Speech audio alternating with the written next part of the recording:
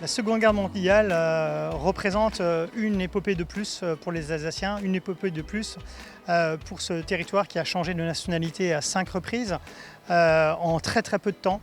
Cette Seconde Guerre mondiale, elle fait écho à la première qui elle-même trouvait un certain nombre de ses fondamentaux dans le conflit de 1870 qui avait fait perdre l'Alsace et la Moselle à la France. Bonjour à tous, bienvenue dans ce nouvel épisode de Europe Remembers on Tour.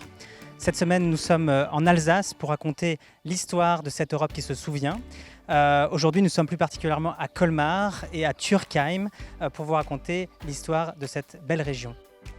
Alors, on est devant le musée mémorial de la poche de Colmar. Racontez-nous un petit peu le contexte historique de cette bataille, de cette fameuse poche de Colmar. Alors la poche de Colmar s'est formée en novembre 1944 et elle a été libérée en février 1945. Donc 3 mois de combat intenses. C'est une poche de résistance allemande qui vient du fait que le général Delattre, qui débarque en août sur les plages de Provence, remonte toute la vallée du Rhône en 3 mois, libère Mulhouse et avec ses soldats fatigués décide d'installer ses armées sur les flancs alsaciens des Vosges pour pilonner la plaine d'Alsace. De l'autre côté, on avait Leclerc qui a libéré Strasbourg le 23 novembre. On aurait pu se dire que Colmar aurait pu être libéré mi-novembre. Eh bien, en novembre, l'hiver arrive très tôt, il neige beaucoup, parfois jusqu'à 1 mètre, et nous avons des soldats qui sont très mal équipés, avec notamment les soldats africains avec des sandales aux pieds. Parlez-nous un petit peu de ce qu'on peut voir dans ce musée mémorial. Alors dans ce musée, on verra une exposition photographique, avec des photos qui sont principalement en noir et blanc. Les pellicules couleurs étaient encore rares à l'époque. On verra des vitrines techniques avec des armes, des munitions. Et puis on verra des mises en scène de soldats au repos ou en situation de combat qu'on a reconstituées avec des effets d'origine. Dans le musée, vous parlez aussi et notamment de l'armée française. Alors l'armée française, effectivement, qui débarque sur les plages de Provence, est composée de 300 000 hommes, dont 200 000 représentent des anciennes colonies d'Afrique. Il y a notamment des soldats tunisiens, algériens, marocains et sénégalais. Le musée a vraiment une vocation pédagogique et culturelle. Il est vraiment là pour enseigner le devoir de mémoire et le devoir du souvenir, notamment aux jeunes générations. Alors la jeunesse, elle s'en rend compte aussi quand elle voit les vidéos qu'on diffuse dans le musée. La guerre a été absolument terrible et il faut se souvenir que la liberté aujourd'hui, elle a un prix. On est maintenant au milieu des tombes de cette nécropole de Sigolsheim. Racontez-nous un petit peu l'origine de cette nécropole et qui est enterré ici. Alors nous sommes effectivement au sein de la nécropole nationale de Sigolsheim qui regroupe 1589 tombes de combattants de la première armée française. Donc cette nécropole a été aménagée de l'été 1962 à mai 1965. Dans cette nécropole se trouvent 792 tombes ornées d'une stèle musulmane, 15 sépultures ornées d'une stèle juive, et nous avons aussi 76 tombes dans lesquelles reposent des soldats inconnus. Racontez-nous un petit peu l'histoire de cette montagne. Voilà, alors en fait, nous sommes sur la hauteur 351 ici. En 1944, il y a eu des combats très durs ici dans le cadre des combats de la poche de Colmar. Comment est-ce que ces combats, cette bataille est vécue par les habitants ici ?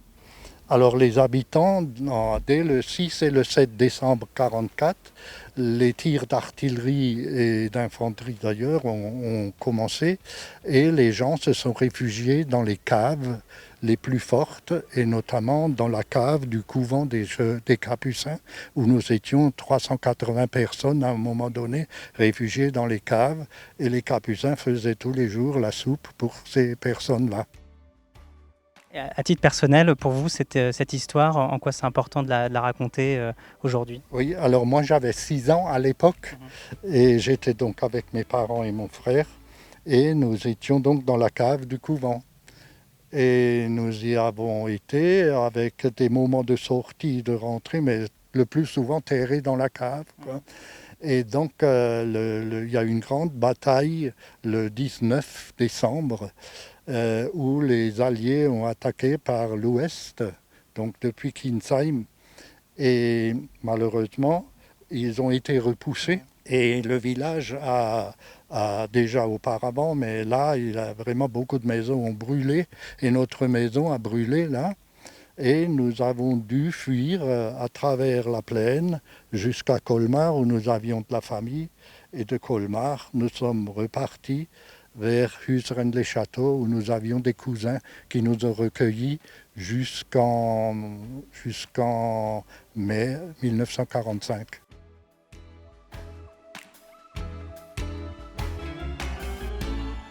Qu'est-ce qui fait la spécificité de cette région, la région alsacienne ? Pour le tourisme de mémoire et pour les sites qui sont à visiter, c'est la diversité des lieux, c'est le fait de trouver des musées comme des champs de bataille, des cimetières comme des nécropoles, des forteresses aussi. Et ces sites sont visitables, sont répartis sur l'ensemble du territoire alsacien. On va en trouver sur les bords du Rhin, comme au niveau de la ligne Maginot. On va en trouver également dans la partie de la route des vins, la partie viticole, comme nous sommes ici à Kinsheim, mais on va également en trouver en ville, sur Colmar, sur la poche de Colmar, ou alors en montagne, comme le fort de Mutzig, le mémorial d'Alsace-Moselle, ou encore le camp du Struthof.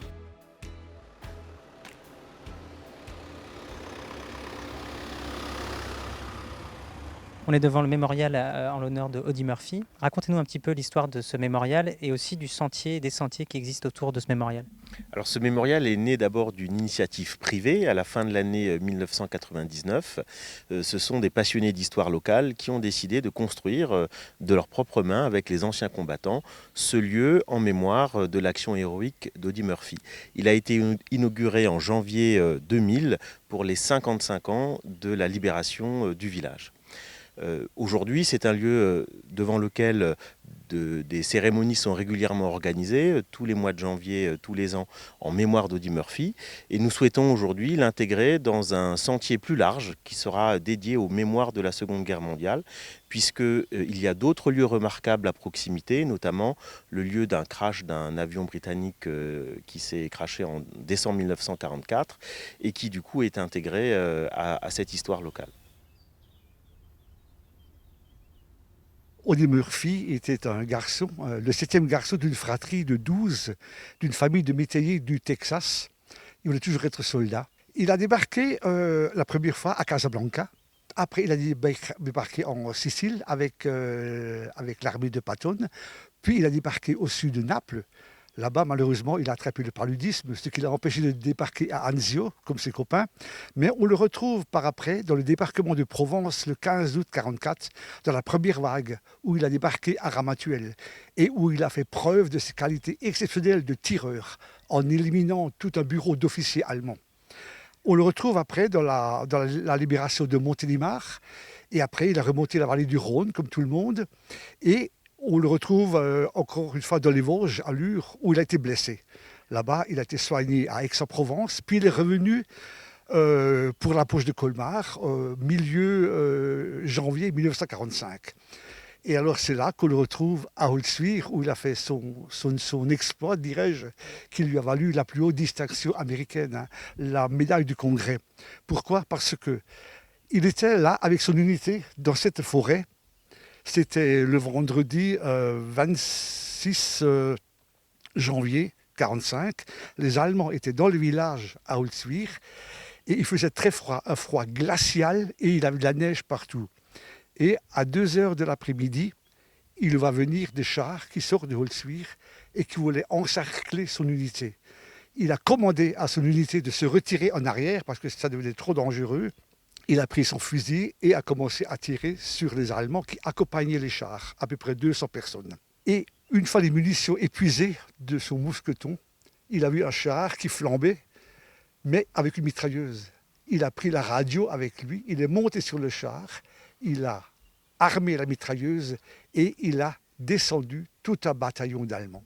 Et les chars allemands, quand ils ont vu que tout le bataillon d'infanterie était neutralisé, anéanti, ils ont fait demi-tour, ont regagné Holzwiller Et donc cette bataille était terminée. Voilà, ça c'est Audie Murphy, un soldat complet, je dirais.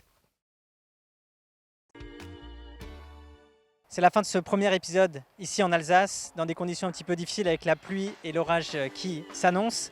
On espère que vous avez apprécié ce premier épisode ici dans la région de Colmar, vous raconter cette histoire de la poche de Colmar. Demain, nous serons dans une partie un petit peu différente de l'Alsace, au camp de Struthof, au mémorial Alsace-Moselle, au fort de Munzig. Voilà, suivez-nous sur les chaînes de Europe Remembers pour le prochain épisode.